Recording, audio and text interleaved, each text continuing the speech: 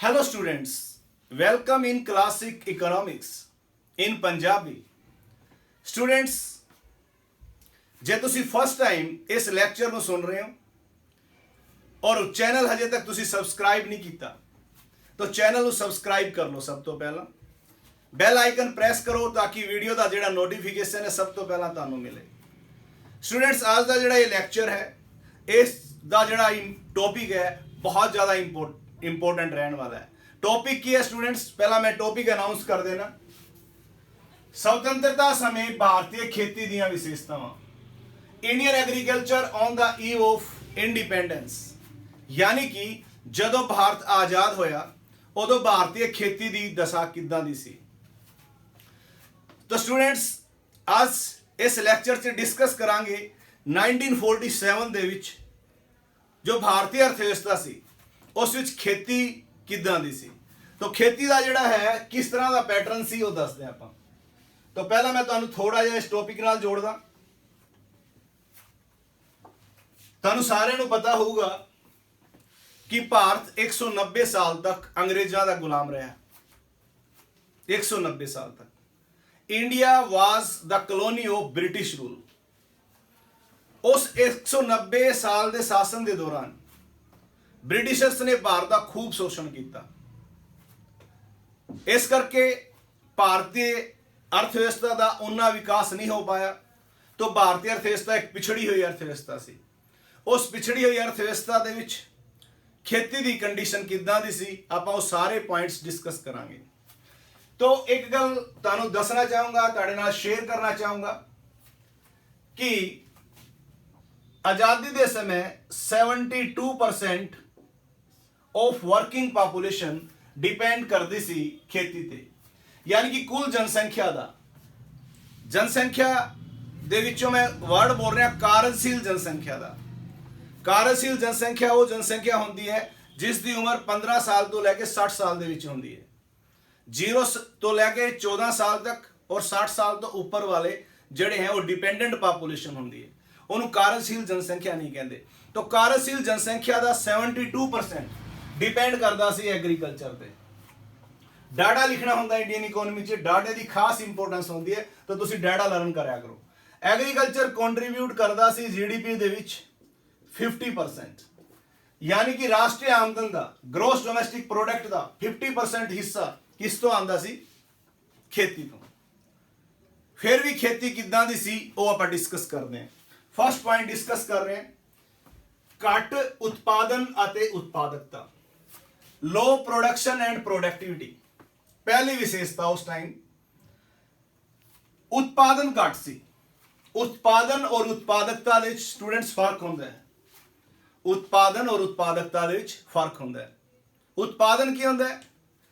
ਕੁੱਲ ਉਤਪਾਦਨ, ਯਾਨੀ ਕਿ ਕੋਈ ਇੱਕ ਭੂਮੀ ਦਾ ਟੁਕੜਾ ਹੈ, ਉਸ ਤੇ ਜਿੰਨੀਆਂ ਵੀ ਵਸਤੂਆਂ ਪੈਦਾ ਹੋ ਰਹੀਆਂ ਉਸ ਨੂੰ ਕਹਿੰਦੇ ਕੁੱਲ ਉਤਪਾਦਨ।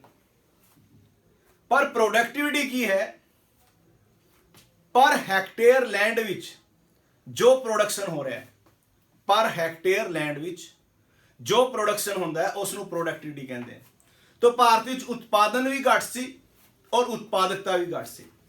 ਡਾਟੇ ਲਿਖਣੇ ਜ਼ਰੂਰੀ ਹੁੰਦੇ। ਇੱਕ ਡਾਟਾ ਤੁਹਾਡੇ ਨਾਲ ਡਿਸਕਸ ਕਰਦਾ ਮੈਂ। ਇਸ ਡਾਟੇ ਦੇ ਵਿੱਚ ਮੈਂ ਕੰਪੈਰੀਜ਼ਨ ਕੀਤਾ ਹੈ 1947 ਦਾ 2016-17 ਦੇ ਨਾਲ। ਪਹਿਲਾਂ ਆਪਾਂ ਪ੍ਰੋਡਕਟਿਵਿਟੀ ਦੀ ਗੱਲ ਕਰਦੇ ਹਾਂ, ਯਾਨੀ ਕਿ ਪਰ ਹੈਕਟੇਅਰ ਦੇ ਵਿੱਚ ਕਿੰਨਾ ਉਤਪਾਦਨ ਹੁੰਦਾ ਸੀ। ਦੋ ਕ੍ਰੌਪਸ ਲਈਆਂ ਆਪਾਂ ਇੱਥੇ, ਦੋ ਫਸਲਾਂ ਦੀ ਗੱਲ ਕਰੂੰਗਾ। ਇੱਕ ਹੈ ਵੀਟ, ਕਣਕ। ਵੀਟ ਦਾ ਉਤਪਾਦਨ ਦੀ ਜਿਹੜੀ ਪ੍ਰੋਡਕਟਿਵਿਟੀ ਸੀ ਉਹ 660 ਕਿਲੋਗ੍ਰਾਮ ਸੀ। ਇਹ ਦੇਖੋ ਡਾਟਾ ਕਿਲੋਗ੍ਰਾਮ 'ਚ ਕਿੰਨੀ ਸੀ? 660 ਕਿਲੋਗ੍ਰਾਮ। ਜੋ ਅੱਜ ਕੱਲ ਯਾਨੀ ਕਿ 16-17 ਦੇ ਨਾਲ ਕੰਪੇਅਰ ਕਰ ਰਹੇ हैं ਉਹ ਕਿੰਨੀ ਹੈ? 3216 ਕਿਲੋਗ੍ਰਾਮ ਪਰ ਹੈਕਟੇਅਰ। 1947 ਵਿੱਚ ਕਣਕ ਦੀ ਉਤਪਾਦਕਤਾ ਸਿਰਫ 160 ਕਿਲੋਗ੍ਰਾਮ ਪਰ ਹੈਕਟੇਅਰ ਸੀ, ਜੋ ਕਿ ਅੱਜ ਕੱਲ यानी कि 16-17 की गल है तो आजकल भी इन्नी की होगी 3216 किलोग्राम पर हेक्टेयर है। तो देखो कितना फर्क है दोनों दे विच। ਇਹਦਾ मतलब प्रोडक्टिविटी बहुत लो सी। कणक ਦੇ ਨਾਲ ਕੰਪੇਅਰ ਕੀਤਾ ਹੋਇਆ ਇੱਥੇ ਇੱਕ ਹੋਰ ਫਸਲ ਲਈ ਹੋਈ ਹੈ, ਉਹ ਹੈ ਰਾਈਸ। ਰਾਈਸ ਦਾ ਜਿਹੜੀ ਉਤਪਾਦਕਤਾ ਸੀ ਰਾਈਸ ਦੀ, ਉਹ 665 ਕਿਲੋਗ੍ਰਾਮ ਪਰ ਹੈਕਟੇਅਰ ਸੀ, ਜੋ ਕਿ 16-17 ਦੇ ਵਿੱਚ ਜਾਂ ਅੱਜ ਕੱਲ ਕਿੰਨੀ ਹੈ 2550 ਕਿਲੋਗ੍ਰਾਮ ਪਰ ਹੈਕਟੇਅਰ। तो इस तरह नाल डाटा शो कर रहा है कि 1947 ਵਿੱਚ ਜਿਹੜੀ ਉਤਪਾਦਕਤਾ ਸੀ, ਪ੍ਰੋਡਕਟਿਵਿਟੀ ਸੀ, ਉਹ ਬਹੁਤ ਘੱਟ ਸੀ। ਇਸ ਸਾਈਡ ਤੇ ਆਪਾਂ ਪ੍ਰੋਡਕਸ਼ਨ ਦਾ ਕੰਪੇਅਰ ਕਰ ਰਹੇ ਹਾਂ 1947 ਦਾ 16-17 ਦੇ ਨਾਲ ਹੀ ਪ੍ਰੋਡਕਸ਼ਨ ਲੱਖ ਟਨ ਦੇ ਵਿੱਚ ਦਿੱਤਾ ਹੈ। तो ਵੀਟ ਦਾ ਜਿਹੜਾ ਪ੍ਰੋਡਕਸ਼ਨ ਹੁੰਦਾ ਸੀ 64 ਲੱਖ ਟਨ 1947 ਦੇ ਵਿੱਚ ਟੋਟਲ, ਜਿਹੜਾ ਕਿ ਅੱਜ ਕੱਲ ਕਿੰਨਾ ਹੁੰਦਾ 984 984 ਲੱਖ ਟਨ ਹੋ ਰਿਹਾ ਅੱਜ ਕੱਲ। ਪਹਿਲਾਂ ਸਿਰਫ 64 ਲੱਖ ਟਨ ਹੁੰਦਾ ਸੀ, ਜਿਹੜਾ ਕਿ ਅੱਜ ਕੱਲ ਕਿੰਨਾ ਹੋ ਰਿਹਾ 984 ਲੱਖ ਟਨ। ਦੇਖੋ ਕਿੰਨਾ ਫਰਕ ਹੈ, ਹਿਊਜ ਡਿਫਰੈਂਸ ਹੈ। ਰਾਈਸ ਜਿਹੜਾ ਹੈ ਪਹਿਲਾਂ 220 ਲੱਖ ਟਨ ਹੋ ਰਿਹਾ ਸੀਗਾ, ਅੱਜ ਕੱਲ ਕਿੰਨਾ ਹੋ ਰਿਹਾ ਹੈ 1102 ਲੱਖ ਟਨ। तो इस करके ये डाटा सारा शो कर रहा है कि एग्रीकल्चर दी उत्पादकता और उत्पादन दोनों घट सी। तो फर्स्ट पॉइंट डिस्कस किया आपा वो है लो प्रोडक्शन एंड प्रोडक्टिविटी। मैं पहला भी तुहानू दस्सिया है कि Indian economy they which data जो है वो इंपोर्टेंस रखता है। तो जो बच्चा जिन्ना ज़्यादा डाटा लिखेगा उन्ने ही उहदे मार्क्स बहुत अच्छे आएंगे। डाटा एक तो लिखोगे मार्क्स अच्छे आएंगे, एक सारा जो डाटा है ये ताड़ी IQ नू इनक्रीज करता है। जिन्हें भी कंपीटेटिव एग्जाम्स आते हैं उन्होंने इकोनॉमिक्स के 20 तो 25 क्वेश्चन आते हैं, किसी के 10 15 20 25 अलग अलग पैटर्न के अकॉर्डिंग आते हैं। तो ये सारा एक कॉमन डाटा है, ये हर बच्चे नू पढ़ना पैंदा है, हर तैयारी करने वाले नू पढ़ना पैंदा है, चाहे वो IAS की तैयारी कर रहा है, चाहे वो PCS की तैयारी कर रहा है, चाहे होर कंपीटेटिव एग्जाम्स की तैयारी कर रहा है, बैंक की तैयारी कर रहा है, उस नू ये देना ही पैना। डाटा ही इकोनॉमिक्स इंपोर्टेंट होता है। तो अक्सर अलग अलग क्वेश्चंस पूछे जाते हैं, मैं इंपोर्टेंट क्वेश्चंस से भी वीडियो अपलोड करूँगा, तो उदों तक तुसी इन्हां नू बड़े ध्यान नाल पढ़ो। तो फर्स्ट पॉइंट डिस्कस कर लिया स्टूडेंट्स आपां घट उत्पादन अते उत्पादकता। दूसरा पॉइंट ਇਹਦੇ ਨਾਲ ਹੀ जुड़दा होया लिखा है ਆਪਾਂ पिछड़ी हुई खेती, बैकवर्ड एग्रीकल्चर। इस नू तुसी वैसे लिख सकते हो, बिना डाटे तो लिख सकते हो। आज़ादी के समय बार बार लिखना पेगा क्योंकि आप उदों की गल कर रहे हैं। आज़ादी के समय भारतीय खेती जिहड़ी सीगी वो पिछड़ी हुई सी। अंग्रेज आपां नू जो भारत दे के गए उहदे विच खेती की जो हालत किद्दां दी सी, खेती पिछड़ी हुई सी। ਇਹਦਾ मतलब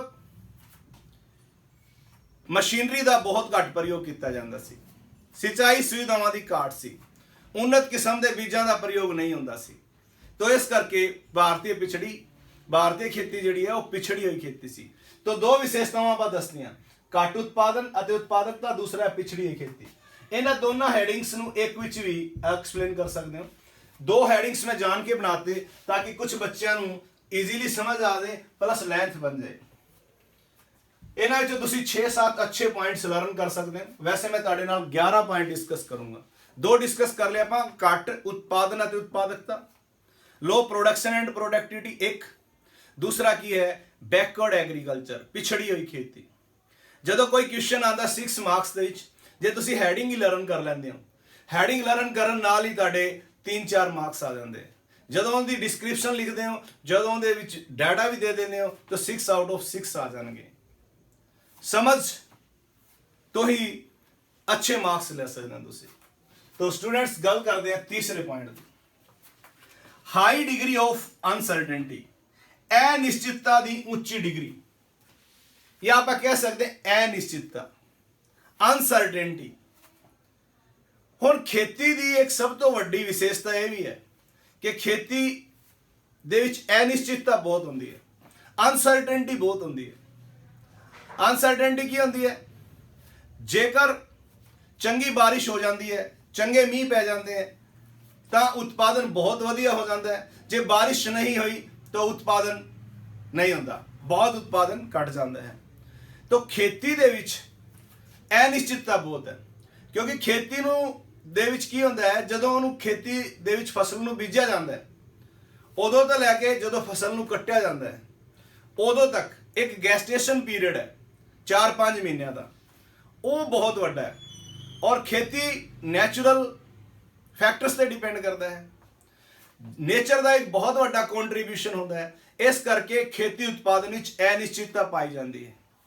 ਤੋਂ ਉਦੋਂ ਭਾਰਤ ਵਿੱਚ ਸਿੰਚਾਈ ਦੀ ਸੁਵਿਧਾਵਾਂ ਦੀ ਘਾਟ ਸੀ, ਲੈਕ ਆਫ ਇਰੀਗੇਸ਼ਨ ਫੈਸਿਲਿਟੀ। ਸਿੰਚਾਈ ਦੀ ਸੁਵਿਧਾਵਾਂ ਦੀ ਬਹੁਤ ਘਾਟ ਸੀ, ਬਹੁਤ ਘਾਟ ਹੋਣ ਕਰਕੇ ਸਿੰਚਾਈ ਦੀ ਸੁਵਿਧਾਵਾਂ ਦੀ ਖੇਤੀ ਉਤਪਾਦਨ ਦੇ ਵਿੱਚ ਅਨਿਸ਼ਚਿਤਤਾ ਪਾਈ ਜਾਂਦੀ ਸੀ। ਕਿਹਾ ਜਾਂਦਾ ਹੈ ਕਿ Indian agriculture is Gamble of monsoon. मैं एक बहुत अच्छा सेंटेंस बोल रहे थे, कोटेशन बोल रहे हैं, Indian agriculture is Gamble of monsoon, यानी कि भारतीय खेती मानसून का जुआ है। ਇਹਦਾ ਮਤਲਬ ਕੀ ਹੈ ਕਿ ਚੰਗੀ ਬਾਰਿਸ਼ ਹੋ ਜਾਂਦੀ ਹੈ, ਟਾਈਮ ਤੇ ਬਾਰਿਸ਼ ਹੋ ਜਾਂਦੀ ਹੈ, ਜਿੰਨੀ ਚਾਹੀਦੀ ਉਨੀ ਹੋ ਜਾਂਦੀ ਹੈ ਤਾਂ ਵਧੀਆ ਉਤਪਾਦਨ ਹੁੰਦਾ ਹੈ। ਜੇ ਟਾਈਮ ਤੇ ਬਾਰਿਸ਼ ਨਹੀਂ ਹੋਈ, ਲੋੜ ਤੋਂ ਵੱਧ ਜਾਂ ਲੋੜ ਤੋਂ ਘੱਟ ਹੋ ਗਈ, ਤਾਂ ਵੀ ਖੇਤੀ ਨਹੀਂ ਹੁੰਦੀ, ਕਿਉਂਕਿ ਜ਼ਿਆਦਾਤਰ ਆਪਾਂ ਡਿਪੈਂਡ ਕਰਦੇ ਮਾਨਸੂਨ ਤੇ। ਤਾਂ ਭਾਰਤੀ ਖੇਤੀ ਨੂੰ ਮਾਨਸੂਨ ਦਾ ਜੂਆ ਵੀ ਕਿਹਾ ਜਾਂਦਾ ਹੈ। ਤਾਂ ਇਹ ਪੁਆਇੰਟ ਹੈ high degree of uncertainty. 3 point discuss करते, low production and productivity, backward agriculture और high degree of uncertainty. Okay, 4th point discuss करते हैं। इन्हां च ज्यादा डाटा नहीं है, इस जस्ट कॉमन सिंपल जे क्वेश्चन है। गुजारे ਲਈ खेती, उस समय खेती गुजारे ਲਈ ਕੀਤੀ ਜਾਂਦੀ ਸੀ। किसान ਦਾ ਇੱਕ ਹੀ ਮੋਟਿਵ ਹੁੰਦਾ ਸੀ, परिवार का गुजारा चल जाए, कोई स्पैशलाइजेशन नहीं ਹੁੰਦਾ ਸੀਗਾ, सिर्फ और सिर्फ अपने परिवार का गुजारा चल जाए। मार्केटेबल सरप्लस की घाट सी, यानी कि बाजार ਵਿੱਚ ਵਿਕਰੀ ਲਈ ਉਤਪਾਦਨ ਨਹੀਂ ਕੀਤਾ ਜਾਂਦਾ ਸੀ। ਉਸ ਦੇ ਬਹੁਤ ਸਾਰੇ ਕਾਰਨ ਸੀਗੇ, ਉਹ ਕਾਰਨ ਸਾਰੇ ਇੱਥੇ ਆਪਾਂ ਜ਼ਿਆਦਾ ਐਕਸਪਲੇਨ ਨਹੀਂ ਕਰ ਸਕਦੇ। ਕੋਈ ਉਸ ਸਮੇਂ ਰੈਗੂਲੇਟਿਡ ਮਾਰਕੀਟ ਵੀ ਨਹੀਂ ਸੀ, ਅੱਛੀ ਕੀਮਤ ਨਹੀਂ ਮਿਲਦੀ ਸੀ। ਬ੍ਰਿਟਿਸ਼ਰਸ ਨੇ ਭਾਰਤੀਆਂ ਤੋਂ ਸਿਰਫ ਉਹੀ ਖੇਤੀ ਕਰਵਾਈ ਜੋ ਉਹਨਾਂ ਨੂੰ ਕੱਚਾ ਮਾਲ ਦਿੰਦੀਆਂ ਸੀ, ਬਾਕੀ ਉਹਨਾਂ ਨੇ ਨਹੀਂ ਕਰਵਾਈ, ਉਹ ਉਹੀ ਖਰੀਦ ਲੈਂਦੇ ਸੀ ਭਾਰਤੀਆਂ ਤੋਂ। तो इस करके भारतीय ਜਿਹੜੀ ਖੇਤੀ ਦੀ ਇੱਕ ਵਿਸ਼ੇਸ਼ਤਾ ਬਣ ਜਾਂਦੀ ਸੀ ਗੁਜ਼ਾਰੇ ਲਈ ਖੇਤੀ, ਸਬਸਿਸਟੈਂਸ ਐਗਰੀਕਲਚਰ। ਆਪਣੇ ਪਰਿਵਾਰ ਦੇ ਲਈ, ਆਪਣੇ ਪਸ਼ੂਆਂ ਲਈ ਜਿੰਨਾ ਚਾਹੀਦਾ ਸੀ ਸਿਰਫ ਕਿਸਾਨ ਉਨਾ ਹੀ ਬੀਜਦੇ ਸੀ, ਉਨੀ ਹੀ ਖੇਤੀ ਕਰਦੇ ਸੀ, ਕਿਉਂਕਿ ਬਾਜ਼ਾਰ ਵਿੱਚ ਵਿਕਰੀ ਲਈ ਸਰਪਲਸ ਉਤਪਾਦਨ ਦੀ ਘਾਟ ਹੁੰਦੀ ਸੀ। तो ये भी एक पॉइंट है। ਲੈਂਥ ਜ਼ਿਆਦਾ ਬਣ ਜਾਏਗੀ ਨਹੀਂ ਤਾਂ ਮੈਂ ਇਸ ਕਰਕੇ ਥੋੜਾ ਬਰੀਫ ਚੱਲੂਗਾ ਹੁਣ। ਭੂਮੀ ਦੇ ਮਾਲਿਕ ਅਤੇ ਕਿਸਾਨ ਵਿੱਚ ਸੰਘਰਸ਼, gulf between owner of the soil and tiller of the soil. Students, एक पैटर्न चल रहा सी ब्रिटिशर्स दे पॉइंट ऑफ व्यू। भूमि का मालिक कोई होर सी, भूमि ते खेती कोई होर करदा सी, उन्हां च आपस च संघर्ष चलदा रहिंदा सी। भूमि का मालिक कोई होर सी, यानी कि सरकार जिहड़ी सी ब्रिटिशर्स दी सी, उन्हां ने कहा जमींदार नियुक्त कीते सी। भूमि सरकार दी और जमींदार उन्हां दे उत्ते रखिया हुंदा सी। जिहड़ा किसान मेन खेती कर रहा सी जमीन के टुकड़े ते, उस दा जमीन ते अधिकार नहीं हुंदा सी। जदों चाहे उहनूं बेदखल कर दिता जांदा सी, उहनूं एक लगान दे रूप च उपज दा बहुत वड्डा हिस्सा देना पैंदा सी। लगान जिहड़ा है उस नूं जबरदस्ती देना पैंदा सी, इस करके उहदे कोल आप दे कोल बहुत घट बचदा सी। तो इस करके एक संघर्ष जिहड़ा है वो चलता रहिंदा सी भूमि के मालिक और किसान दे विच। तां करके इस पॉइंट दे विच तुसीं लिख सकते हो भूमि के मालिक और किसान विच संघर्ष, gulf between owner of the soil and tiller of the soil. Next point है भू राजस्व प्रणालियां, लैंड रेवेन्यू सिस्टम। ब्रिटिशर्स ने अपने सारे 190 साल के कार्य के दौरान भारत ਵਿੱਚ भू राजस्व ਪ੍ਰਣਾਲੀਆਂ ਲਾਗੂ ਕੀਤੀਆਂ। भू राजस्व ਪ੍ਰਣਾਲੀ ਪਹਿਲੀ ਜਿਹੜੀ ਹੈ ਇਹਨਾਂ ਨੇ ਕੀਤੀ ਸੀ 1793 ਦੇ ਵਿੱਚ। 1793 ਵਿੱਚ ਪਰਮਾਨੈਂਟ ਸੈਟਲਮੈਂਟ ਐਕਟ ਪਾਸ ਕੀਤਾ ਗਿਆ ਲਾਰਡ ਕਾਰਨਵਾਲਿਸ ਨੇ ਦੁਆਰਾ। ਉਸ ਤੋਂ ਭਾਰਤ ਵਿੱਚ ਜ਼ਮੀਂਦਾਰੀ ਸਿਸਟਮ ਲਾਗੂ ਕੀਤਾ ਗਿਆ। ਬ੍ਰਿਟਿਸ਼ਰਸ ਬਹੁਤ ਥੋੜੇ ਸੀ, ਉਹ ਮਾਲਿਕ ਦਾ ਰੋਲ ਪੂਰਾ ਉਵੇਂ ਅਦਾ ਨਹੀਂ ਕਰ ਸਕਦੇ ਸੀ। उन्होंने की किया कि भारतीय जमींदार नियुक्त करते। जमींदार की जिम्मेवारी होंदी सी एक निश्चित अमाउंट अंग्रेजों को दे दे लगान के रूप च।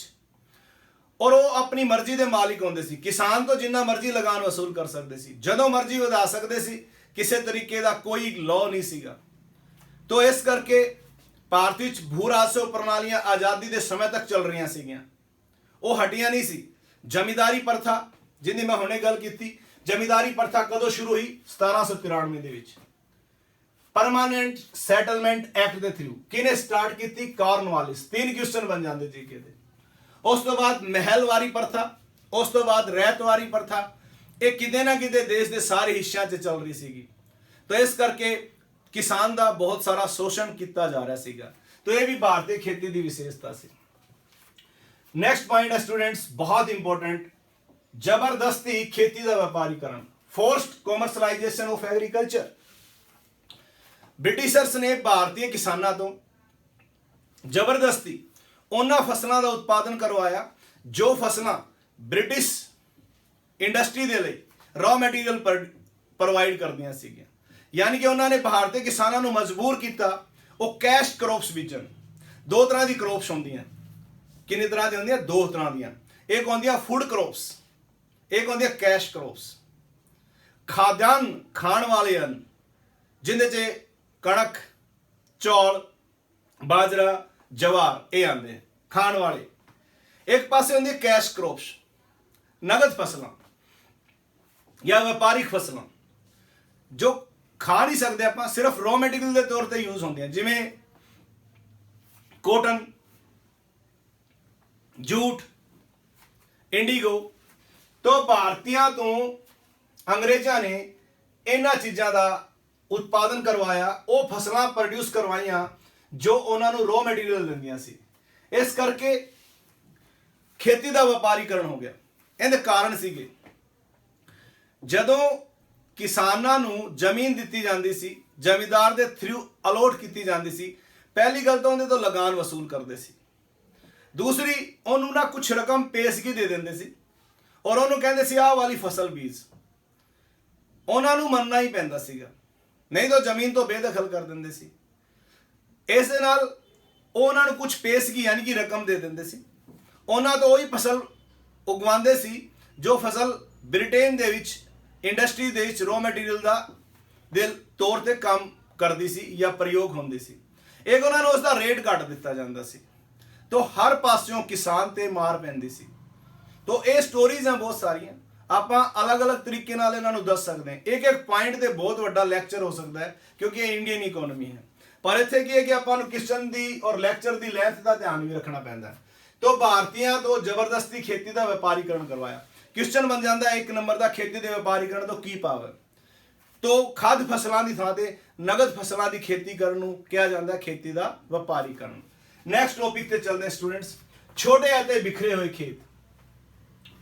ਇੱਕ ਵਿਸ਼ੇਸ਼ਤਾ ਇਹ ਵੀ ਸੀ, ਖੇਤ ਜਿਹੜੇ ਸੀ ਛੋਟੇ ਸੀ ਤੇ ਬਿਖਰੇ ਹੋਏ ਸੀ। ਬਿਖਰੇ ਮਤਲਬ ਸਮਝਦੇ ਹੋ?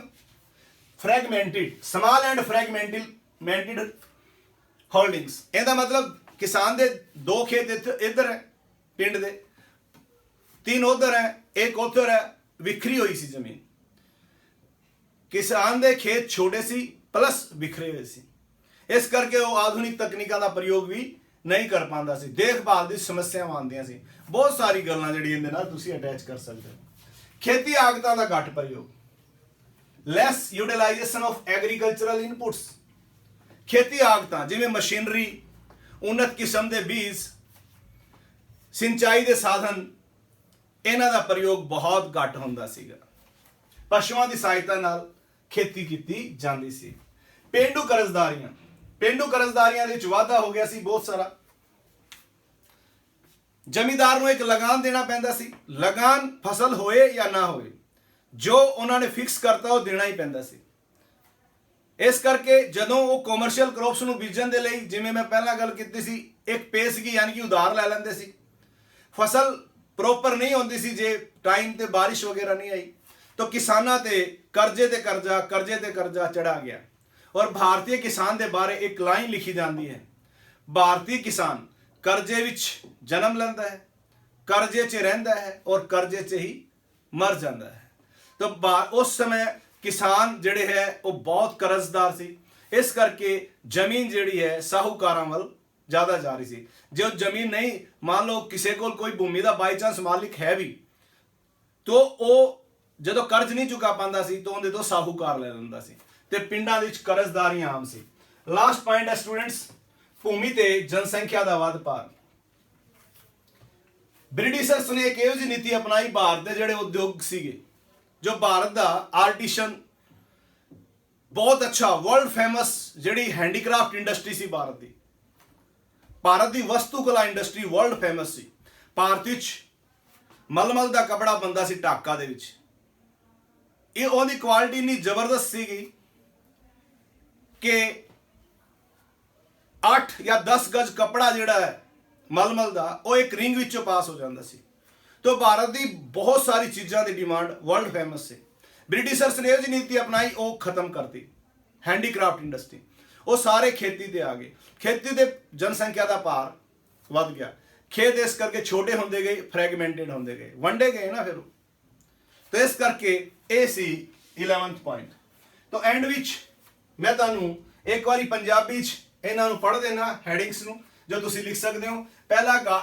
पहला जिहड़ा है घट उत्पादन ते उत्पादकता, दूसरा है पिछड़ी हुई खेती, तीसरा है अनिश्चितता, चौथा है गुजारे लिए खेती, पंजवां है भूमि दे मालिक अते किसान विच संघर्ष, छेवां है पूरासव प्रणालियां, सतवां है जबरदस्ती खेती का व्यापारीकरण, छोटे अते बिखरे हुए खेत, खेती आगतां दा घट प्रयोग, पेंडू कर्जदारियां, भूमि ते जनसंख्या का वध भार।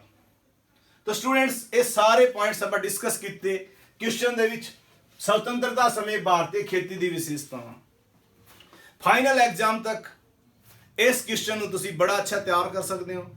वीडियो तुसी दोबारा देख सकते हो, दोबारा देखोगे डेफिनेटली तुहानू लर्न हो जाएगा। वीडियो नू पूरी देखा करो शुरू तो अंत तक। वीडियो जे अच्छी लगे तो लाइक जरूर करा करो। चैनल जे हजे भी सबसक्राइब नहीं किया तो चैनल को सबसक्राइब कर लो। सबसक्राइब करने दे नाल बैल आइकन प्रेस करो ताकि सब तो पहला नोटिफिकेशन तुहानू मिले। वीडियो नू अपने कुछ साथियों के नाल, अपने कुछ स्टूडेंट्स के नाल शेयर जरूर करो तो हर बच्चे नू इसका फायदा होना चाहिए है।